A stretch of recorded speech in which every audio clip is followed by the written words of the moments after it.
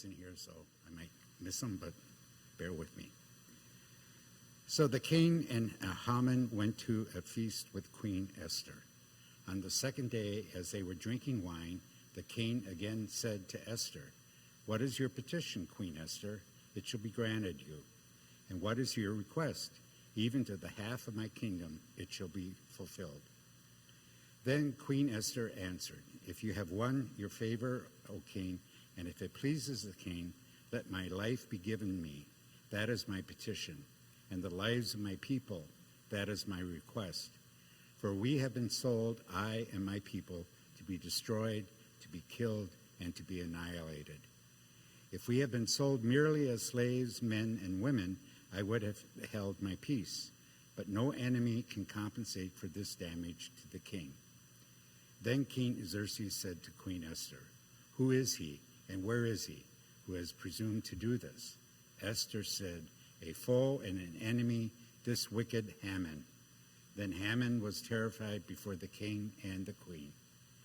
The king rose from the feast in wrath and went into the palace garden. But Haman stayed to beg his life from Queen Esther, for he saw that the king had determined to destroy him. When the king returned from the palace garden to the banquet hall, Haman had thrown himself on the couch where Esther was reclining, and the king said, "Will he even assault the queen in my presence, even in my own house?" As the words left the mouth of the king, they covered Haman's face.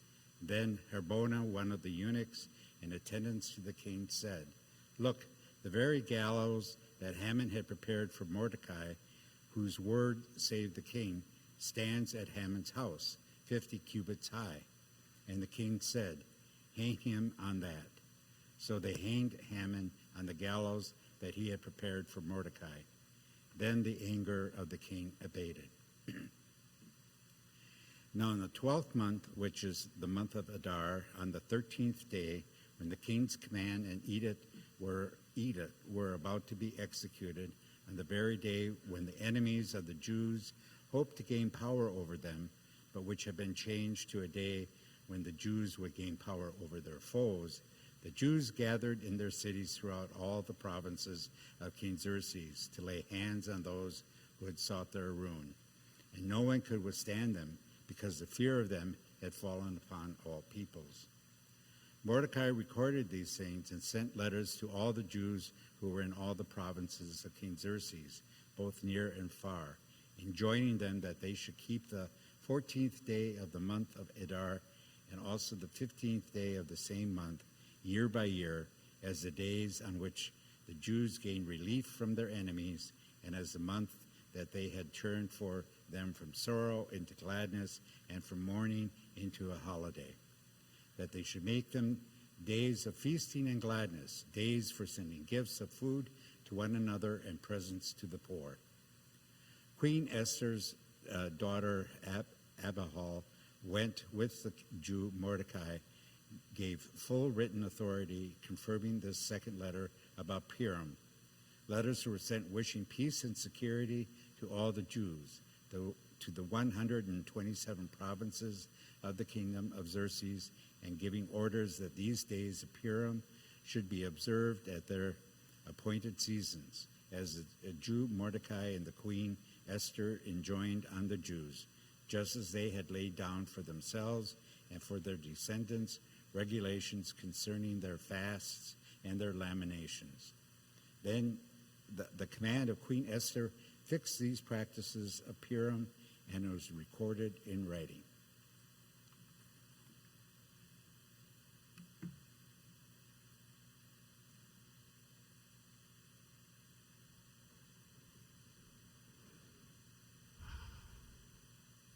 Friends, there may seem like there's some parts missing in our reading today, because we are in fact missing some significant parts of our story.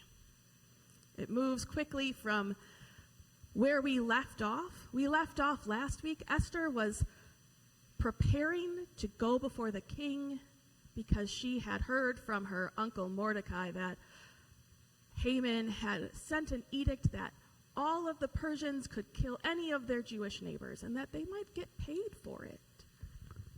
So Esther needed to save her people. She went before the king and had a moment, had an opportunity. He said, what do you want? What can I do for you? And she said, I want you to come to dinner. With Haman. And so they came to dinner. And at dinner, he's like, what would you like? Anything, up to half my kingdom. And she says, I want you to come to dinner tomorrow. And that is where our story begins here, because she was strategic and intentional. What we miss in the rest of chapter 7 and 8 is the realization that it was written as Ahasuerus, but I have always found that hard to read, and we also associate it with King Xerxes. That is why Xerxes seems easier. That an edict written in the king's hand, or anointed, that's the wrong word, but placed with the king's seal, which Haman had, cannot be undone. So the only reasonable thing was to allow the Jewish people living in Persia, who were about to be attacked, to fight back. And that's what that edict says. And that's the part we miss. That when the 13th day of Adar came, even though they didn't have to do it, even though they were told the Jewish community would fight back, there were those that decided they wanted to do it anyway.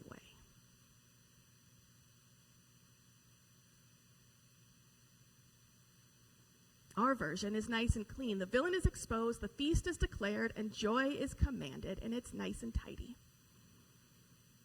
But our lectionary leaves out all of the part in the middle where there are a lot of people killed. And I get how that might make us really uncomfortable. The Jewish communities in Persia were facing this decree of their destruction, their annihilation, of pure genocide, and defended themselves against those who came to attack them. It's not a small thing, and it's not a footnote. And we, in our reading that was given to us, and in every lectionary of the Christian church, skip right over it. We really like the part where we're like, maybe you have been prepared for a moment like this. Don't you want to have a party? Those are our favorite parts. They're great.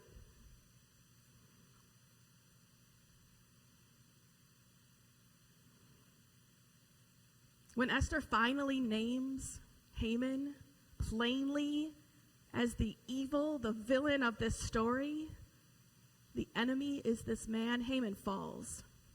But the decree doesn't fall with him. It can't be canceled.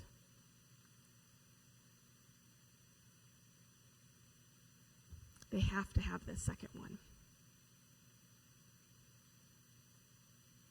The text knows the difference between aggression and violence and hatred and defense and survival. And it seems important that we should too. And here's the thing about skipping over these verses that the lectionary makes when we move so quickly through a story. Honestly, it would take us 20 minutes to read the whole thing. It's not a long story. When we lift the violence out and just move to the feast, it is in fact a move that most of us recognize. And we are very good at it. Some of us have been practicing it our whole lives, have been curating which parts of our lives, which parts of our story we want to bring to light, and which parts we want to leave in the car before we walk through the doors of the church. We show up on Sunday with the best edited version of ourselves in our nicest clothes, one that has it all together, one that doesn't need too much, that doesn't ask anything of anyone. We skip the hard verses, and then we wonder why a feast might feel so thin, so hollow.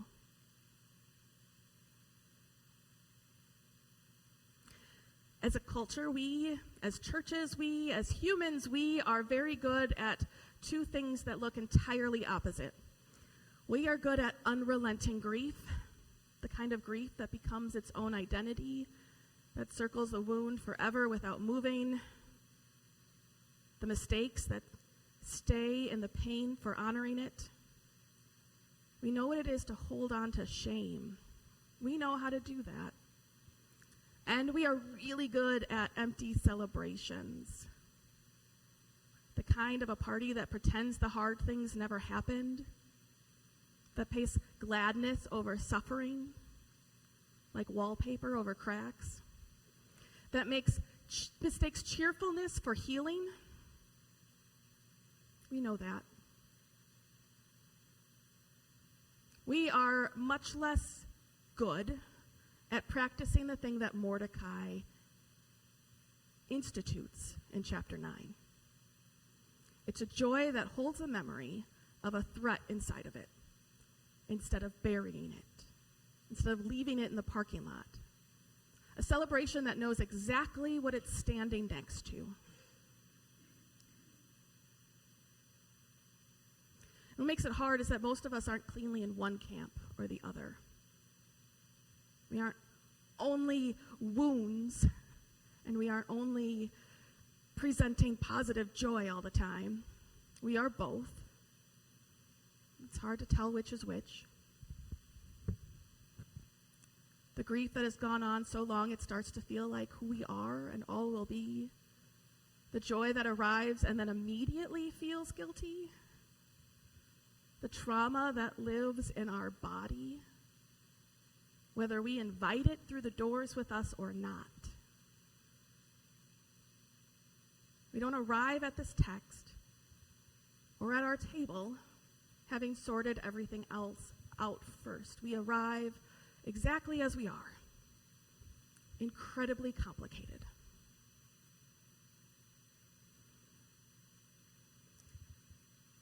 I spent not an insignificant amount of time this week. There's a Facebook group where non-Jews can ask Jews questions. And I offered a question about how do they handle this violence. And I got a lot of responses. And it was definitely a mixed bag. Mostly, we don't look at it the way you do. We're not Christian. Great, I get it. Because there is a Christian tradition of peace and peacemaking and nonviolence, particularly nonviolent resistance, practiced in the Black church during the Civil Rights Movement, practiced by Fannie Lou Hamer and John Lewis, practiced through liberation theology. But all of those names, all of those groups are practiced through witnesses of communities who have faced state violence or systemic oppression and chose at enormous cost to meet the violence with nonviolence. It is a tradition forged by the marginalized against the powerful. Often it was the Black church against the white church. Not in a like, we dislike you, but in a way that there were a lot of white church members, part of the Klan, and there were a lot of white church leaders who were like, you could just wait. You see it in a letter to from a Birmingham jail. It was the poor and the dispossessed refusing to become what was being done to them. And nonviolent resistance is practiced from below. It is morally serious and costly. And it's not the same thing as peacemaking as a framework, not quite the same thing that we see in the Beatitudes of making peace, which is often people with power trying to pursue peace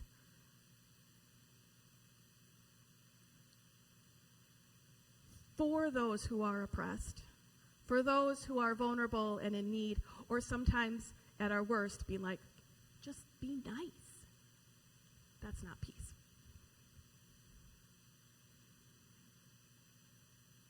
The Christian church, the white mainline church, which is our church, has sometimes confused the two things. The nonviolent resistance, the powerful being able to be peacemakers, the response of those who are oppressed. Sometimes we ask the oppressed to be peaceful and ways to protect the oppressor, and and we call it theology. In the book of Esther, They are not practicing nonviolent resistance. She is not practicing peacemaking from a position of safety. She is a woman, an exile, a member of a minority people under imperial rule with a decree already set and signed, and the date was set for the annihilation of her and her people. She does not have a framework or an institution. She doesn't have the luxury of waiting for the right conditions. She has a feast and a king's favor and a narrow window to get it done. And when her people survived what was designed to destroy them, the text doesn't ask them to reflect on the ethics of what happened. I did ask Bible study on Tuesday. Given the parameters that there was no taking this edict back, what's the alternative? What's the alternative? And there was no answer.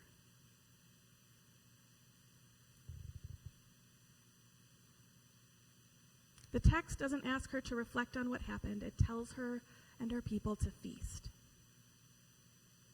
Mordecai doesn't give a command of gratitude or a command of solemnity or reflection or a brief moment of silence. He commands a feast every year, forever, that includes the poor, that includes gift giving, that includes gladness. Not a feeling you have to wait for, but a practice that you show up to keep.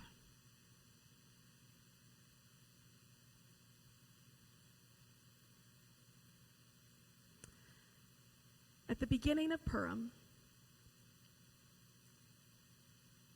the festival that Mordecai institutes, that still exists and happens today, it begins every year by reading the whole of the story of Esther. The threat, the decree, the near catastrophe, the narrow escape. You don't skip right to the party. You tell every part of the hard story. You let the weight of it land, and then you feast. Which means joy is not ignorant of the cost of it. The celebration is not pretending that the danger wasn't real. The gladness holds the grief inside of it rather than replacing it. And then gifts are built structurally into the celebration. It's not an afterthought, not as a way to offset the indulgence of the party. The care for those who have less is institutionalized in the feast. You cannot keep Purim faithfully and ignore your neighbor's need. Joy is not allowed to turn inward and become self-congratulatory. It is tethered from its very beginning to justice. Joy is an institution. Joy is something you are commanded into rather than just something that you feel.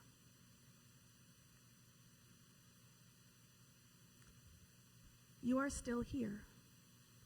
And being still here against everything that tried to end you is worth marking. It is worth feasting over. It is worth doing again next year and the year after that. And until every year until the threat is finally fully gone. And maybe even after that.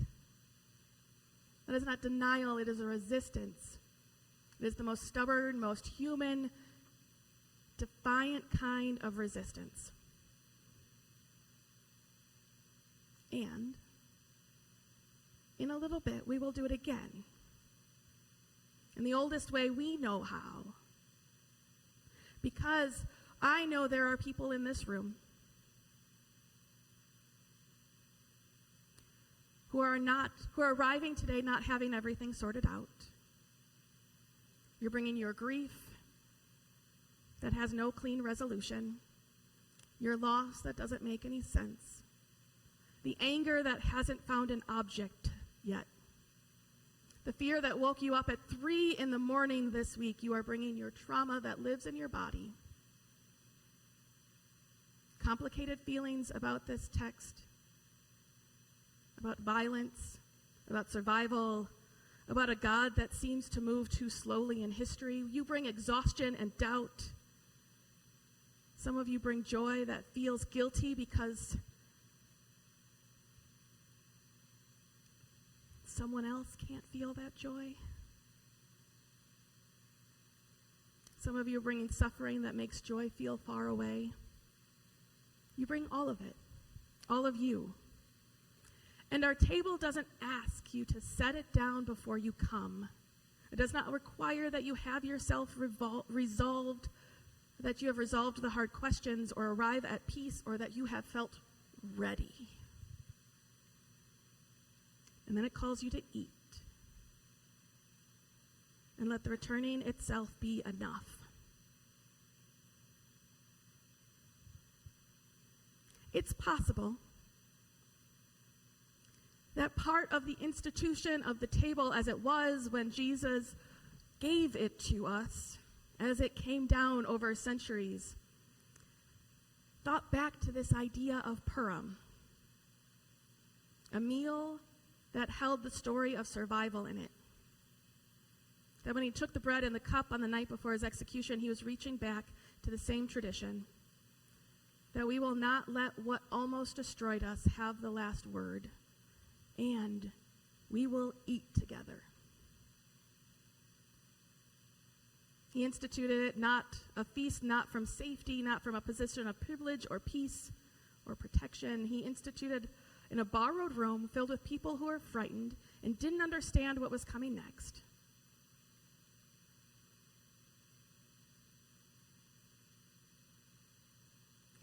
Centuries apart from this moment, that moment to this one, both refusing to let memory stay abstract, and centuries apart from the moment in Esther, both insisting the body and the cup and the meal and the gathering are real, is where the story becomes real again. Both commanding joy, not as a feeling, but as a practice of returning to again and again, because returning itself is resistance.